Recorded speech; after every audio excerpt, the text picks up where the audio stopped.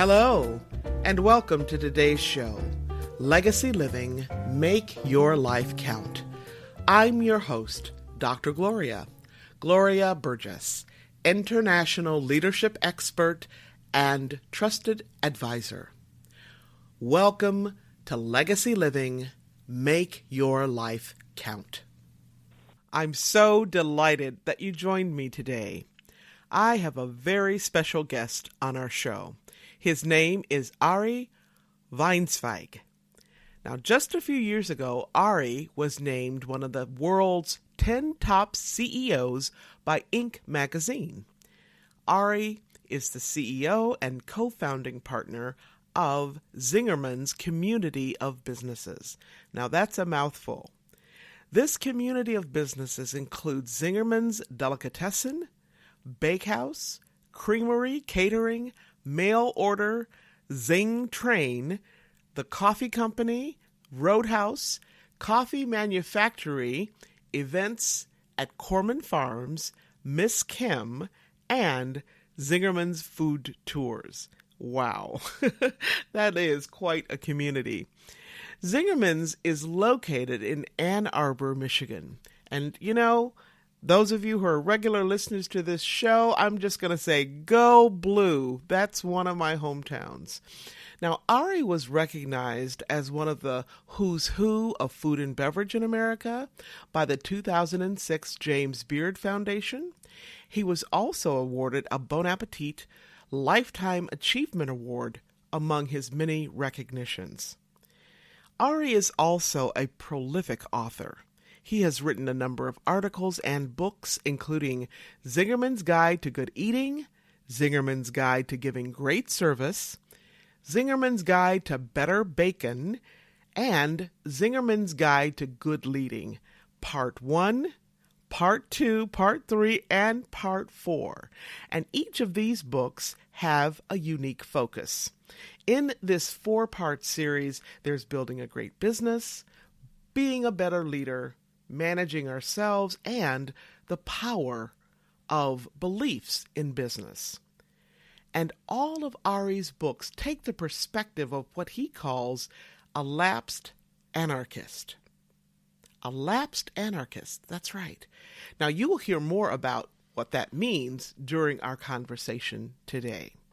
Today's topic is humility and leadership, a topic that is near and dear to my heart, and I can't think of a better person, a better leader, a better human being to address this topic than Ari. Now, I met Ari in person just recently when I was in Ann Arbor attending to Family Matters. But we actually met virtually before that through my sister, Vera, who connected the two of us via email. Now, when I met Ari through his amazing newsletters and very attentive emails, and then when we finally had an opportunity to meet face-to-face right outside of his Zingerman's Roadhouse restaurant, I heard him speak so passionately about his business and his team, and he was just on fire about it.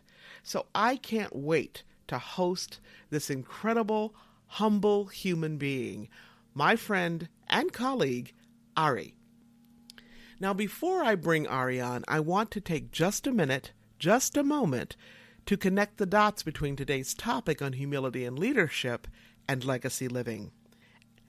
Now, there are many, many ways that humility and leadership connect to legacy living, which you will hear more about later. But for now, let me say that legacy living is a way of being and a way of living and moving through the world so that we make the conscious choice to be the difference we want to see in the world. We make the conscious choice now, right here, right now, not in some distant future. We make that conscious choice day in and day out, 365, 24/7. Now, more about that a little bit later. Let me introduce you to my friend and colleague, Ari Weinzweig. Welcome to my podcast, Ari. Thank you so much for joining us today. I just want to make sure that the listeners get a chance to hear your voice before I start launching into questions. Well, I'm honored to be here with you, Gloria. Thank you for having me on. Thank you. So, Ari, we are talking about humility today. And I would love for you to just tell us a little bit about how you think about humility, what it means to you, and how you have come to this place around humility. Okay, well, I'm going to be humble and say that was probably more questions than I can remember, all of them, but I'm going to try to start with the last one and then work my way back to the earlier one. So you guide me if I get off the rails. But so how I got started on this, I mean, clearly I know the word. I've read a lot of books in my life and written a fair few, and humility is not a new human concept. But the way I really started to pay attention to it was 4 years ago, this coming spring, I got asked to speak at a little symposium on campus at University of Michigan that was about humility. And my initial reaction when the kind woman reached out to me to speak, and I speak pretty regularly, as do you, but my reaction was, I really don't know anything about humility. I mean, I clearly, like I said, know what the word is, but I've never spoken on it. I've never written about it. We teach a lot of classes internally. We have a whole training program called Zing Train, and we have, I don't know, 12 at the time, 12 two-day seminars. None of it even deals with humility. And I'm like, I'd love to help you, but I don't really know anything about it. But my challenge was that the woman who had asked me used to work for us, and she's an awesomely wonderful, kind-hearted, generous human being. And her husband still works for us, and he is an equally kind and generous human being. And I just didn't have the heart to say no. So I said yes. And then I figured, okay, I got 5 months or 4 months, whatever it was, to figure out what I'm going to say. And so that's really what got me to start to study it. And like pretty much anything, and I given the diversity of your studies, which is wonderful and inspiring, I'm sure, I'm going to guess you've had similar experience, but almost anything I believe that one starts to really pay attention to, it becomes very interesting. So whether I've read a book on the history of trains, which is completely not within my normal area of interest, but once one starts to study it, it becomes very interesting. And so that's what happened with humility. And so I gave the talk, but then of course I kept going, and I started to study it more, and I started to realize how more and more how important it was to healthy leadership, to healthy organizations, to a healthy life. And then I started to look, and we'll get into it, but to the implications, both positive and then unfortunately negative, of what it can do to our communities and our societies when it's lacking. So that's really how I got going. So I'm going to pause there and let you ask another question so we can hear your wonderful voice too. Yeah, that's great. Thank you. Thank you so much, Ari. So you basically followed an invitation from a speaking opportunity at Michigan and followed that trail, and you became more and more interested. And you have actually written on this topic. You published a slew of books and many, many, many pamphlets. And you have a pamphlet on humility, right? Yeah. So can you tell us a little bit about that? I can. It came out last fall. This is the culminate. Well, actually, I'm still learning, but at the time, it was the culmination of the work that I had done that started with that invitation to speak. It's called Humility, a Humble Anarchistic Inquiry. We can talk about anarchism later if you want. Yes. It turns out to be, I mean, it's something I've been studying for a long time and working hard on its application to progressive business and to sustainable life, I guess was a way to say it. But this is really just a summation of my learnings and how, like I said, how I came to get focused on it, and then what it really means, how I realized in hindsight why Jamie Vanderbroek had asked me to speak, which is that although I had been completely unconscious about it, we were actually doing it in a healthy way within the organization. And I started to understand how we had woven humility into so much of our existing training. We just didn't call out the word. And then also I started to realize how important it was for leadership skills, and really an important piece of the hiring and training and job expectations. And then lastly, I ended up with some different perspectives on what humility is and how to frame it in a meaningful way. All right. Well, so you think about humility at the intersection of leadership, at the intersection of organizational effectiveness, ecosystems, but I don't want to get ahead of you. So I want to just let our listeners know we're going to go there and talk about those different aspects of humility from your perspective, Ari. But for right now, can you just give like one or two examples of people that you would consider to be humble leaders in your own life? Wow. Well, one of the interesting things, so Patrick Lencioni, Hmm. whose works I know you know, Hmm. uh, has a book out called The Ultimate Team Player. And he distills his research down to three characteristics that one ought to look for to find the ideal team player: humble, hungry, i.e., the pursuit of mastery or greatness, Hmm. and what he calls smart, which doesn't mean intelligence, but more uh, emotional intelligence or the ability to work collaboratively with others, etc. And when I read those, I realized that actually those three characteristics were essentially true of everyone I had really enjoyed working with over the years. And so some of those include partners of mine. So Paul Saginaw, who I started Zingerman's with back March 15th, 1982. We're going to have our Mm. 39th anniversary next week. Wow. Congratulations. Yeah. Kind of crazy. Maggie Bayless, who's the person with whom we started Zing Train. She fits that bill. Frank Carollo, who I had worked with when I was a dishwasher in restaurants, and he was a line cook and started the bakehouse with us, all the way on through to really most of the people I could think of that we work with as leaders in our organization. There's so many, and then also people who've inspired me through philosophical learnings and teachings around the world, many of whom that's how I connected with you, is because we share Yes. a lot of those. So people like Peter Block, um,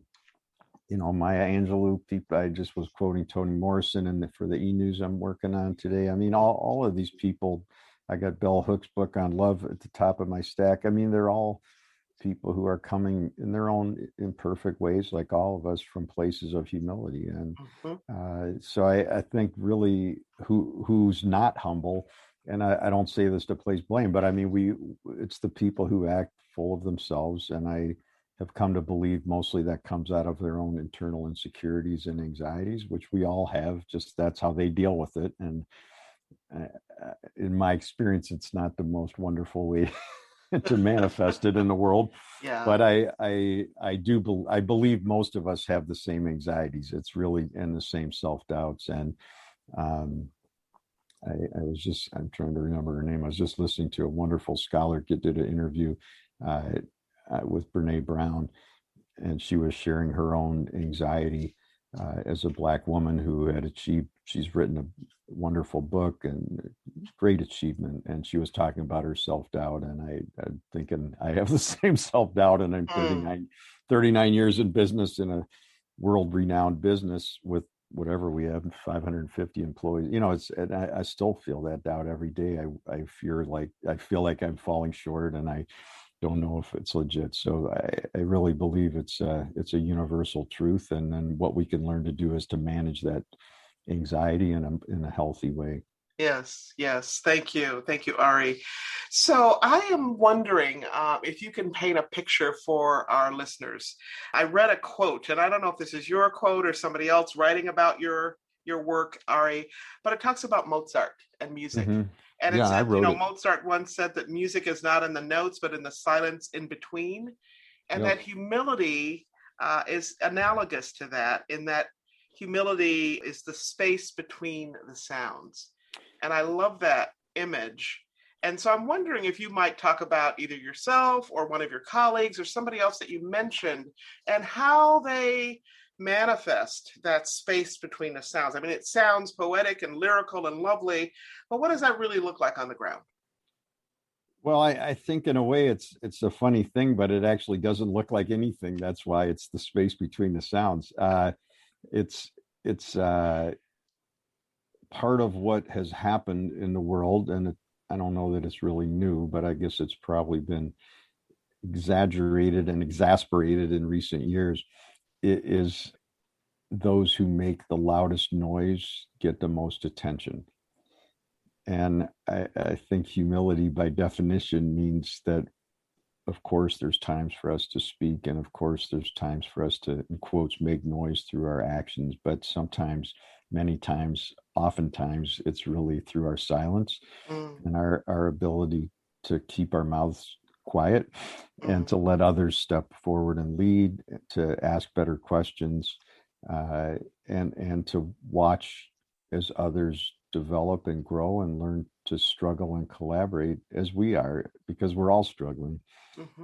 But I mean, I grew up in a loving family where they showed love and affection by cutting you off and telling you were wrong. And it wasn't ill intended. It was not it wasn't ill will. It was just habit, routine, a way of relating. And so that's how I grew up. So I'm, with all due respect to my family, I'm kind of in recovery from that, because I can get triggered with the best of them and learn and start to just react and talk louder and faster. And it's not the end of the world, but it's not great. And so just learning to slow myself down and back up. And then, as you described, as is in the pamphlet, to live in the silence between the notes and just let things unfold, not to be absent or to abdicate our responsibility, because as leaders, the responsibility is the same whether we're listening or we're talking, but to really allow others to come forward and shine. And I was actually just while I was out running today, listening to a podcast with Krista Tippett and a gentleman who I had not heard of named Gordon Hempton, Hempton, who's it's about silence. And he studies silence out in the world and goes out and listens to nature. And it just, I was thinking about you. I was getting ready to speak to you, and so I was thinking this is a perfect segue for it. And with your musical background, of course, I'm honored that it resonated for you, because anybody who does what you do in the musical world as well as you do, and your husband does, understand this really even better than I do. Well, thank you. As you were talking, I was actually thinking about music and conducting, which is one of the things that my husband does. So thank you for that. And I will look up that podcast. Sounds wonderful. Sounds very interesting. So, Ari, what have you learned since writing the pamphlet? I mean, you kind of started out wondering about it, and as a learner, what have you now pulled in as a result of finishing that? Well, quite a few things, really.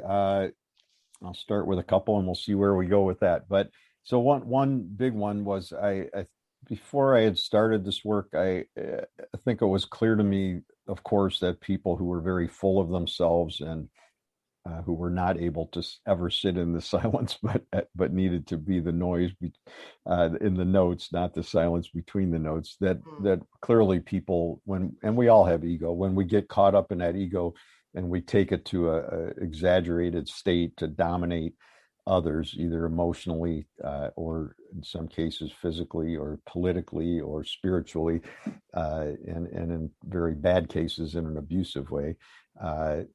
Clearly, that's not humility. I would not have said, though, that people with very low self-esteem are unhumble, because I would have thought, well, clearly they're not egotistical, so they must be humble. But I came to, through my own readings, to change that belief and to really understand that humility is about neither being high nor low. And from that, a second learning that came to me was really starting to believe that humility is when we're at our most human, is when we're in a state of what I came to call humbleness. And I can talk about that too. Yeah, I would love to have you say more about that. At our most human. Yeah. So there's a number of pieces of that. So when we're neither overly full of ourselves nor stuck in the state of self-deprecation, and certainly I can run my cycles on both ends of those extremes. Well, I think we all do. That when we can stay centered, and it's not that easy, when we can stay centered, that's when we're true to ourselves, and that is when we're at our most human, imperfect, open to learning, frail and fragile, yet resilient. And so a lot of it comes out of that. And then I started to also look at the root of the word. which I do often. I'm sure you do Oh, also, yes. because it's always interesting. And then you mentioned ecosystems, and this connected with work I've been doing on, in a way, a different subject, but of course everything in the ecosystem is related one way or the other, and this turned out to be too. But so humility comes from humus, from the earth, and of course in the Bible, Adam, the first man, that his name in Hebrew, Adamah, means earth. So, Mm. and of course, the story in the Bible is that he was created by God from the earth. So, regardless of one's religious beliefs, is not the point, but it's just that it comes from that same place of groundedness and connection to nature and connection to the earth. So it really came out of that. And that the humus, the topsoil, the most important piece of what plants grow in is the humus. And in the same way, the most important thing, or one of the most important things for growing healthy people in organizations, is also humility, because without the topsoil, plants don't grow well. Without the humility, people don't grow well. Mm. Yeah, thank you. You must have been reading my mind because I went to that root word too. So that's great. Yeah. Yeah, I love that. So, Ari, can you talk a little bit about what humility has helped you understand about the state of our country right now? Yeah.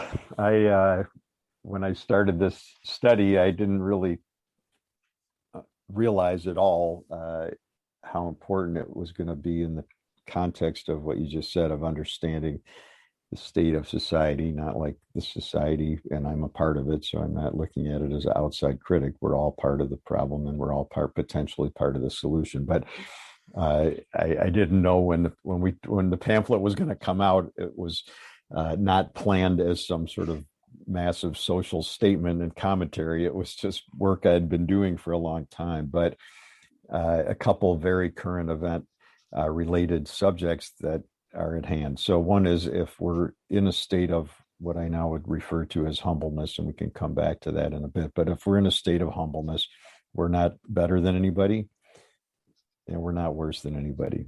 And this is going back to the ecosystem. In nature, there's really no hierarchy. Everyone and everything is important. Mm. We're all different. We all play an important role. In the moment, one person's role might be different as the conductor of the orchestra. If I'm in the audience and I go to the bathroom, nothing's going to happen.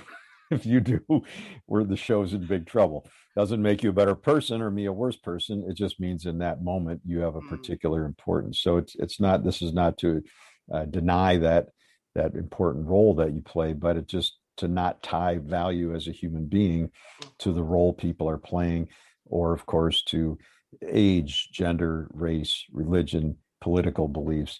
And to come back to the belief that I have long held, and this goes into the anarchist stuff, that everybody is equitable, everybody is equal, not the same.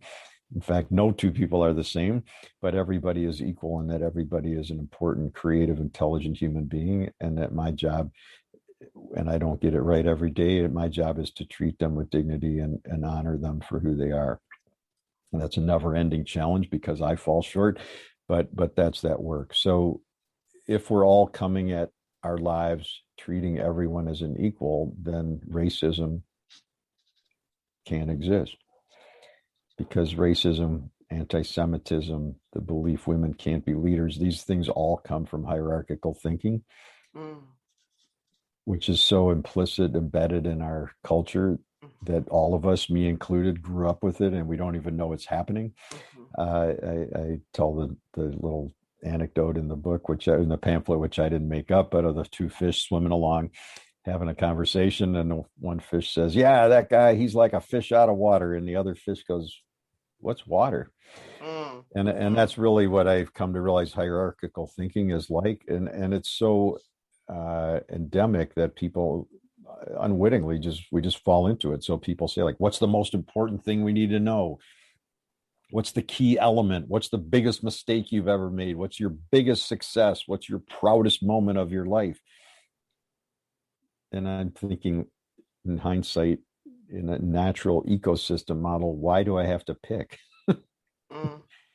There's no reason to rank them. The problem is when we're thinking hierarchically, then either I need to be better than you or you're better than me, because we can't really be on par, if that makes sense. I mean, it doesn't make sense, but that's the way we've been trained to think.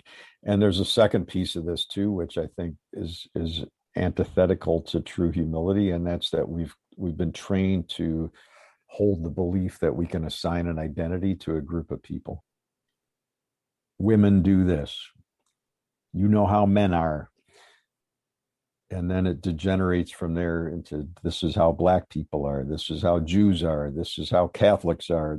And it's just, whether it's ill-intended or not, it creates what I would suggest is a dehumanization that's antithetical to true humility or humbleness. Yes. And so when you combine that kind of group assignment of identity with hierarchical thinking, it doesn't take you long to arrive at the conclusion that either my group's going to be better than yours, or yours is going to be better than mine. In a hierarchically minded world, who wants to be worse? Somebody has to be on the bottom. And so this thinking manifests in the US a lot through racism. It manifested in Nazi Germany and much of Europe for centuries in the treatment of Jews. There has to be somebody who's pushed to the bottom. Yes. And maybe it was women. It was traditionally women in the household. But the point is just to really come at it alternatively from a place of humility, of humbleness, where we treat everybody with dignity, where we're no better and no worse than anyone else. Yes, thank you. Thank you. I often think about birthright dignity, that everyone has that. And, if we begin there, then we create a whole different paradigm, right? Absolutely. I wrote a piece about dignity over the summer, and I started to realize that's really one of the key metrics I would suggest of a healthy culture, whether it's at our business or in society at large. If everyone's treated with dignity, we're still going to make mistakes. Absolutely. But if I forget to call you back, but I treat you with dignity, you're gonna forgive me, and life's gonna go on. Absolutely. If I slip, but it comes from a dignity-based relationship, we're gonna be okay. So that's one big piece of current events, and then the other big piece is it's a pandemic, which no one alive has been through, and so humility would dictate that we would ask for help. Humility would dictate that we acknowledge that we don't really know what to do. Humility dictates that we understand our essential helplessness in the face of it, and then together come up with ways to start to address the issues at hand. Yes. But and I don't really per se want to get into politics, but if we have leadership that is not humble, then we flail around intellectually and emotionally trying to hide the problem, deny the problem, yell at the people who know more than we do so that we feel better about ourselves, et cetera, et cetera. And none of that goes to finding quicker solutions that are more holistically sound. So I didn't think about either of those per se when I took on the challenge of learning about humility, but as you know, and I know, I mean, the horrible killings over the course of the spring and summer, which of course are not really new. I mean, as horrible as they are, we know it's been going on for centuries. Right. And certainly this is not the first time a leader acted unhumble in the face of a crisis, but we know that humility and humbleness leads to better outcomes that help more people. So yeah, thank you, Ari. I want to just pause here just a moment, because what you have been addressing are complex. I'm not going to say complicated, but complex. I actually think that there's also simplicity in what you are talking about as well, because I think human beings at our best, we know how to collaborate. We know how to pull together. Yeah. We know how to be humble, and yet because of whatever power systems, hierarchy, whatever is in the air, we tend sometimes not to go into that place of humility, to deep humility. I just have to tell you, I know you probably would not say this about yourself. Maybe too big of an assumption, but you strike me as a humble leader. And from the moment that I met you over email, and then when we had a COVID conversation, not a conversation about COVID, but outside with social distancing, et cetera, et cetera. And I'm just wondering how you do what you do, managing a very sizable enterprise, a profitable enterprise, sustaining it over 4 decades. And you talked a little bit about an ecosystem. And I wonder if you can just tell us about that and how it connects to humility for you. Yeah, well, thank you. I spent a lot of years in therapy to learn to take a compliment, so I'm just going to leave it at that.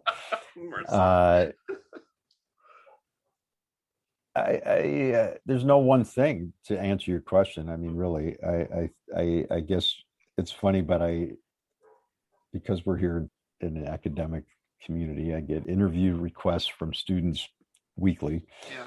I try to actually talk to all of them. Although I have come to suggest that they do some reading from what I've written before they interview me, so I don't need to repeat all of the same stuff from scratch. But it's funny because they'll all ask me what's the most important thing, right? The hierarchical thinking. So the best answer I can give them now is the most important thing, or the best advice is to stop looking for the most important thing. There's many reasons why I have arrived at this ecosystem model, and it's still evolving. I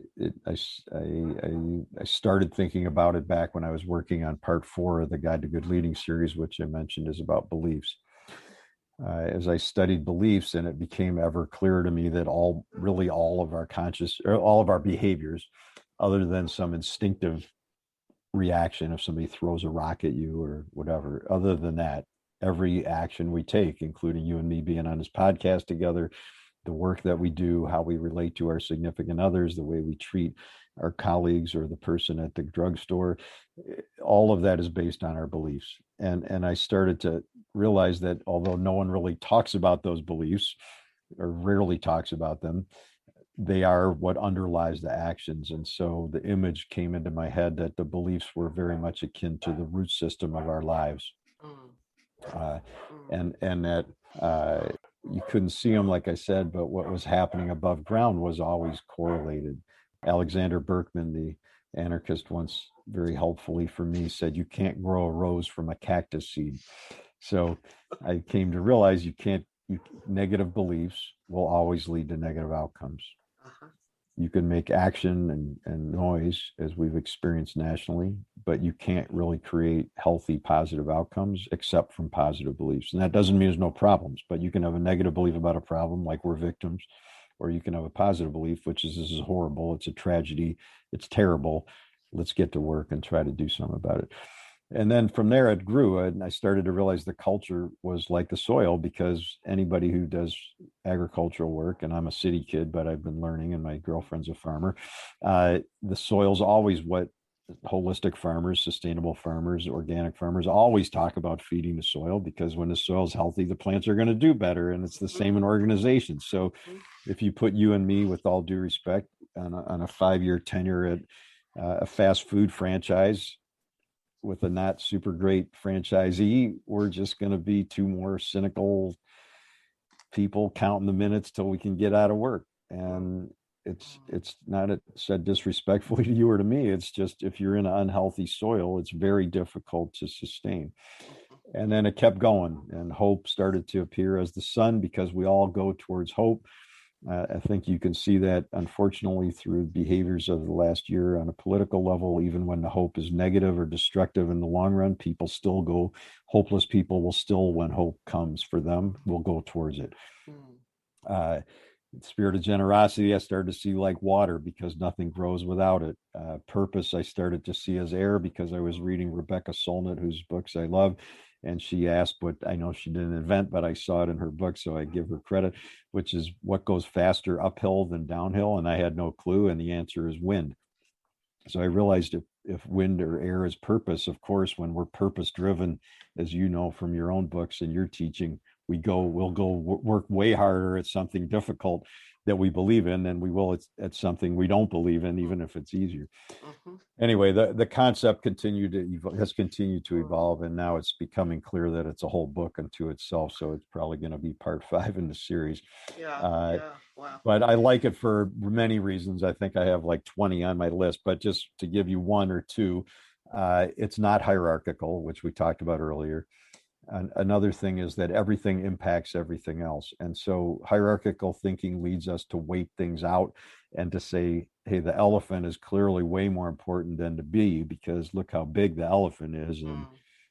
But of course, we start to learn that seemingly infinitesimal, statistically present things like bees have this enormous impact on the ecosystem. And when they're absent, you don't even notice if you're not a farmer or somebody who keeps bees, but all of a sudden we're not able to grow the fruit and grow the food that we need to grow. So in the ecosystem, the greeting that the host gives at the front door of Zingerman's Roadhouse could gain or lose us one of our most loyal customers. Yes. And who cares what I say, that smile or lack thereof, that energy, that or lack thereof. So all of that. And then also it's very important to understand that everything is impacting everything else. And so we had some guests last night at the Roadhouse who had never been there before. Their friend brought them. They're from New York. They were blown away by their meal. Well, I'm going to bet you they're going to end up spending way more money at our mail order over the next 10 years. And they went home with a coffee cake, and the guy's favorite food in his life is coffee cake. So our bakery is going to do well. So although they entered through the Roadhouse, the long-term impact might be really show up even more prominently in other parts of our organization. So when we understand that we're all related, and that how the dignity with which I treat you is impacting my own life, because if I treat you badly, it's going to manifest in the way I greet Tammy when she comes home from the farm tonight, etc. So all of those things are part of the ecosystem. And then the humbleness, as we talked about, is the humus. It's the topsoil. And out of that, as I wrote, you probably saw the piece a couple of weeks ago. Somebody asked me, and I didn't know the answer. What does humiliation mean? You didn't write about it in the pamphlet. And I'm like, you know what? You're right, I didn't. But she's like, well, did you do that on purpose? I'm like, not really. I just didn't think about it. So her question got me thinking, and I realized that humiliation, and it makes sense. I mean, in essence, it's taking the other person's topsoil. We're making it hard for you to be human by pushing you to be lower than us. And not shockingly, this is what human beings are doing to the planet. Topsoil is eroding, disappearing at an alarming rate, to the point that it's going to threaten our existence on the planet. And this comes also from humans, which includes all of us to some degree, treating nature as if we're better than nature rather than what's true. And I've come to understand, which I never understood as a kid growing up in Chicago, where asphalt was a comforting phenomenon, that we're part of nature, and that we have a responsibility, but we aren't better than anything in nature. We're just part of it. Well, thank you. And I love your systems view and making it an ecosystem, which is pretty, it's hard for some people to understand. Like you said, you come from an asphalt arena. Yeah. And for those of us who are blessed to live in a world with old growth trees as a natural way of being and breathing, it's a little bit easier to understand. So thank you for writing. Ari, thank you for thinking, thank you for being, and thank you for breathing life into these ideas, these big ideas, and bringing them down to earth in a way that people can hold on to. And I want to ask you just a couple more questions. Yeah, sure. First of all, where do you find time to write? I mean, mercy. It seems like you have just so many, things going on, and your embrace is so wide. Where do you find the time to write? I wrote an essay on time management in part 3 of the book, which is on managing ourselves. It's a whole, you can have me back and we can talk about time. But I came to realize that most of us have relatively unhealthy relationships with time. And that the way most Americans talk about time, not consciously, if they were to speak about their significant other like that all day, it wouldn't go well. Because they're always mad, they're always frustrated, they never appreciate it, or rarely. And then I realized, like, it's people, like, I think about food all the time because I love it and I work with it, but I don't have eating disorders. I just like food and appreciate its beauty. And I'm fortunate that I can afford to eat good food. And I don't mean I'm super wealthy, but I'm doing fine. And I am around good food all day. And I feel really fortunate for that. Many people don't have access to the healthful, wonderful, nutritious food that I do. But in the same way, I think it's true at time. And I guess I realized that Sam Keen, whose work you probably also know, is another wonderful, humble human being. He said, we always make time for what we truly want to do. And I know this is true. Like, I don't play golf at all, but I listen to, when we do Zing Train work, and I listen to whatever, I'm stereotyping, so I apologize, but whatever, bankers, and they're like, I can't get in. I'm so behind. And then, what are you doing this weekend? Oh, I got 2 games of golf. I'm like, okay, so you got time to golf. I'm not judging it, but if you got time to golf, then you got time to write. So I think for me, it's just a conscious choice to put time into certain places. And the writing is not something I really ever set out to do. I just came to it really out of frustration, to be honest, with the way other people were writing our newsletter. And in hindsight, it wasn't their fault, it was mine. But so the more I did it, the more I learned, the more I put that to work in the organization, the more it helped us as an organization, the more energy I felt because I was learning. And so it got me on a good cycle. So I just try to be mindful of my time and type fast and keep moving. Get over the perfectionism with which I grew up. Yes. That's really important when you write. So thank you, Ari. So my last question for now is, you've spoken a little bit about anarchism, and I would love to hear, again, in your own words, what is the relationship between what you do, anarchism, and who you are as well? Well, I talk about anarchism because it's so misunderstood. Okay. Anarchism is about respect for every individual. It's about freely choosing collaboration and generosity and positive beliefs. It's really a way of being. And anarchism is perceived to be chaos, but it's actually all about order. It's just that we freely choose order. And in hindsight, studying ecosystems and permaculture, I would actually say that permaculture is anarchism in nature, and anarchism is permaculture for people, because all the same principles show up in both philosophies about interconnectivity, about getting out of hierarchy, about treating everything and everybody with dignity and respect, about seeing the beauty and benefit that each person brings in their own unique way. So this is a longer story, but as I started to restudy it 10 or 12 years ago, because I got asked to speak somewhere else at the Jewish Studies Department, and Deborah Dash Moore titled the talk Rye Bread and Anarchism, because I had just written a 10,000 word essay on the history of Jewish rye bread. And she knew I had studied the anarchists, and I was getting, once again, I took the agreement to speak, but then I didn't. I'm like, man, I haven't looked at my books in 20 years. I mean, I'm going to look like an idiot in front of, like, these are professors who study this stuff, and I don't, I'm way out of touch. So I got all my old books out and I started to restudy, and it totally blew me away in a quick sense, for 2 reasons.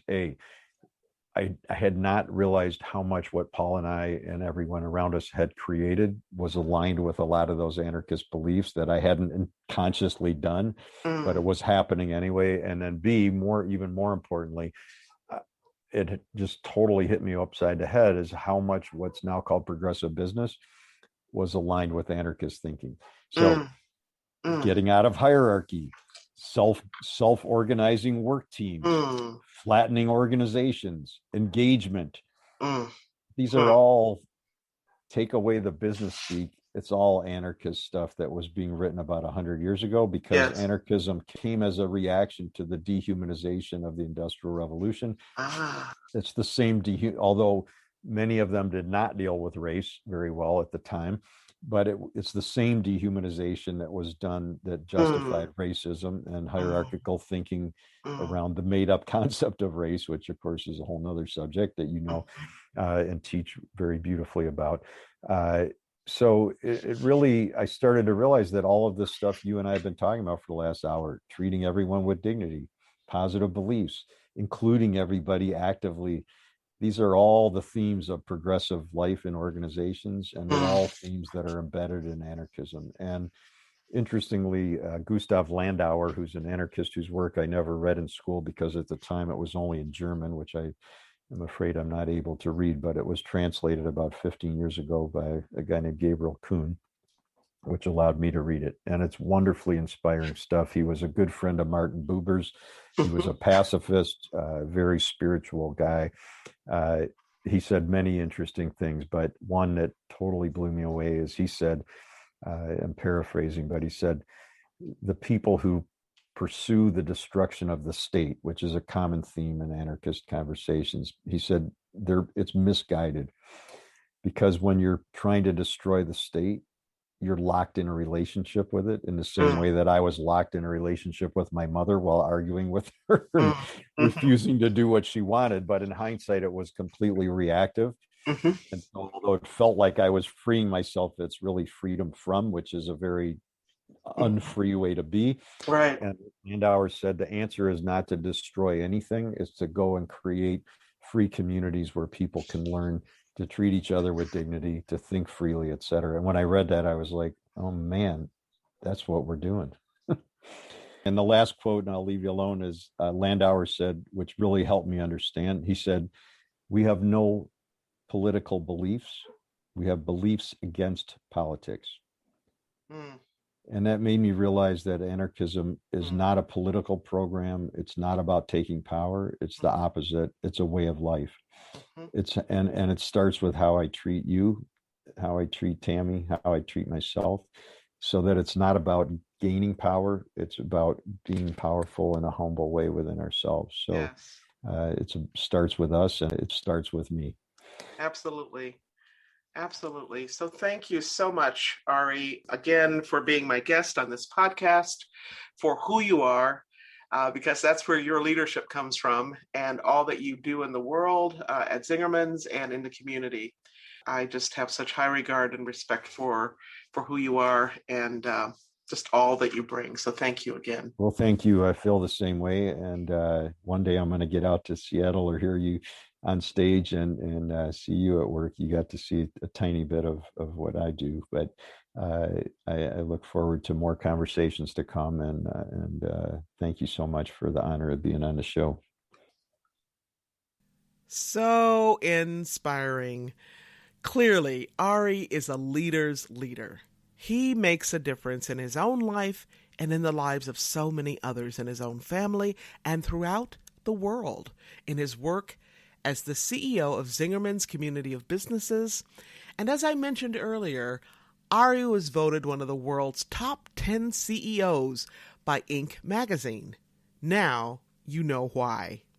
They lead differently, all of them, including Ari. They lead in a totally unique way. To learn more about Ari's work with the Zingerman's Community of Businesses, you can go to this website. That's www.zingermans.com. www.zingermans.com. And when you go to that site, just be sure to scroll all the way down to the bottom and click on About Us. And you can learn all about Zingerman's vast community of businesses, and you can take a peek at their array of offerings. And hey, why don't you just shop while you're online, right? Just shop right there while you're there. If you're just joining us, I'm Dr. Gloria, and this is Legacy Living, Make Your Life Count. We just heard from my very special guest, Ari Weinzweig, CEO of Zingerman's Community of Businesses. Now, if you want to make your life count, if you want to be the change you seek, be sure to listen to this episode again and again. And be sure to tell somebody. You can find me right here on iTunes, Alexa, SoundCloud, iHeart, TuneIn, Spreaker.com, Talk Network Radio, and so many other places. Be sure to tune in again next week. Now, before I close, I just want to give a shout out to all the women, men, and young people all around the world, because you know what? We are the ones. We are the ones that we have been waiting for. That means that you don't want to wait for somebody else to step up and make things happen, right? You want to be able to do that for yourself. You can be the one. In fact, you are the one. You are the one who can make a difference in your own life so that you can make a difference in the lives of others. Now, if you happen to miss any part of this week's episode or last week's, you can simply download the recording and listen to it at your convenience. We're right here at talknetworkradio.com/legacyliving.html. You can find me and learn more about my work and the Legacy Living Make Your Life Count by visiting the Gloria Burgess website or by visiting me on LinkedIn or Facebook. And that's facebook.com/Dr. Gloria Burgess, PhD. Before I close today, I want to thank each one of you for tuning in, for allowing me to share a bit about my journey with what legacy living is all about. Not just living and learning, but living, learning, and serving so that you make a difference in your own life and in the lives of others. It's about being on purpose every single day, 365, 24/7. Legacy living is a powerful way to make your life count. Once again, thank you for joining me for today's show. I'm your host, Dr. Gloria Burgess, and this is Legacy Living Make Your Life Count. Please join me again next time right here on Talk Network Radio for another episode of Legacy Living Make Your Life Count. Don't just count the days in your life. Make the days in your life count. That's what legacy living is all about. Have a fantastic day, and remember, make the days in your life count. God bless.